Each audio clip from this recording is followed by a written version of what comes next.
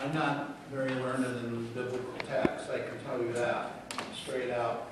But I regard the issue of religion and the gays and lesbians as strictly political. It has nothing to do with religion. And I'll tell you why. We do not, in the religious community in America, we don't care one way or another whether a man goes out and gathers wood on the Sabbath.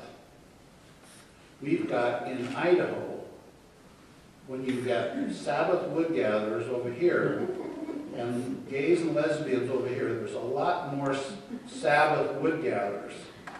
And God and Moses together and the Israelites killed this wood gatherer because he was gathering wood on the Sabbath. They didn't kill the lesbians and the gays, they killed the wood gatherer. Religion today doesn't care whether you gather wood on the Sabbath. So they've made a political decision, not a religious decision, not a moral decision. They made a political decision, a secular decision, not to bother the wood gatherers. But they do bother gays and lesbians, which in the eyes of the Bible is a lot lesser of a sin, if it's a sin at all. Well, usurers too. And usury. And I think that these repellent Christians in Tennessee that dance with rattlesnakes are more biblically accurate than a lot of people that don't dance with rattlesnakes. Because it's very clear in Mark that you can dance with rattlesnakes with impunity if you believe in God in them. And I don't dance with rattlesnakes. I will tell you categorically that I don't now, and I never am going to. But it doesn't even occur on my radar to do that. But as a biblical text, you should dance with rattlesnakes. Those guys in Tennessee are right. Yes, ma'am. What I see a lot with people using religion as an argument against queer issues is they use the Bible with selective reading. They only see what they want to see in it. And I think when people treat religion as a tool against that, it is a political tool. They use what they want to see in it. It's got nothing to do. Ship them a rattlesnake in the mail. They'll understand. Here, this is this big diamondback. He's 6 feet long. You dance with this guy. And if at the end of that dance you still hit gays and lesbians, then I'll listen to you. Otherwise, And as a non-lawyer, I would suggest you get in trouble if you do show it. well, you just hammer them. You don't have to say it. You might be in trouble with that too.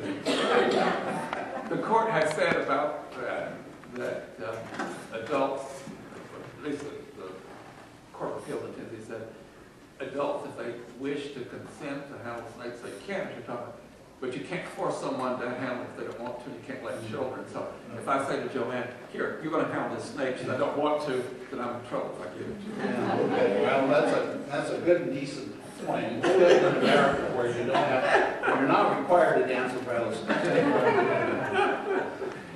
We have time for one more question. It's not really a question, but I think it's really a mistake to try to argue the scripture arguments with people in that case. I mean, you can do what you want to do, obviously, but, secular arguments ought to be secular arguments, and we should be making these arguments in public policy terms and not in terms of what the New Testament says, or the Old Testament says, or the New Testament says.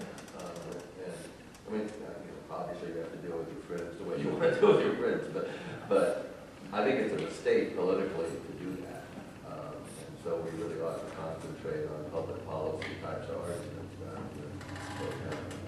I think that with respect to that, I think you may well be right, but as a secular person, you can only deal with things from a secular fashion. So they have all day Sunday, they have Wednesday night, and television and radio. And so they have a lot of inherent advantages to their arguments. And if I can't engage them on that religious level, I've handicapped myself. And how people treat one another is an important issue.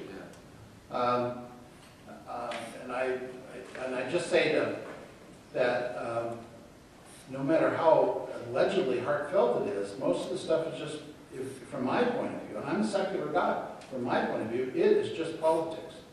It is the union of, and forgiveness here, it's the union of the Republicans and the religious evangelicals have joined ranks on certain topics that they care deeply about. And I'm not suggesting they don't care deeply about it, but I don't think they care deeply on a religious level.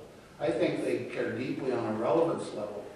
The ministers that we dealt with up in Coeur d'Alene, I think that what I saw was this frantic effort to appear relevant. And they didn't want to let this issue go because it was, they felt empowered with this issue. And nothing that a minister hates more than feeling impotent over the issues that they care about. And there's a lot of reasons to care about these issues without regard to one way or the other, without regard to religion. Speaking to your political point, if you are trying to build an organization to enrich you, if you can find a characteristic that 10% of people have, that you can back up with some obscure Bible references, then you can say, come join me, you are better than these other people. And God likes you best, quite clearly. Yeah. So it's an extremely persuasive argument to have a common sinner, or a common enemy, or a common evil person. Absolutely. That you're clearly not. Absolutely. And I don't think that we're ever going to get away from the power of being able to teach to people who are better than these 10%. They are sinners. Yeah, and then as a corollary to that, the people that write religious tracts and attract great attention through those tracts are the most self-referencing people in the world. The Jews wrote the Old Testament, and big surprise, the Jews are the chosen people of God as they wrote their own text. The Old Testament does not say the chosen people of God are the Newers of Africa, or the of whatever tribe, or the Native Americans of America. They never say that. They always self-reference themselves. Butler's religion was essentially a new one, and he was a sinless man because he referenced all of his acts as sinless acts. What a wonderful thing to retire and become sinless both at the same time. It was wonderful for him. All right, well, we should probably wrap it up because we want to give you time to look at the posters if you haven't. If you just came in late.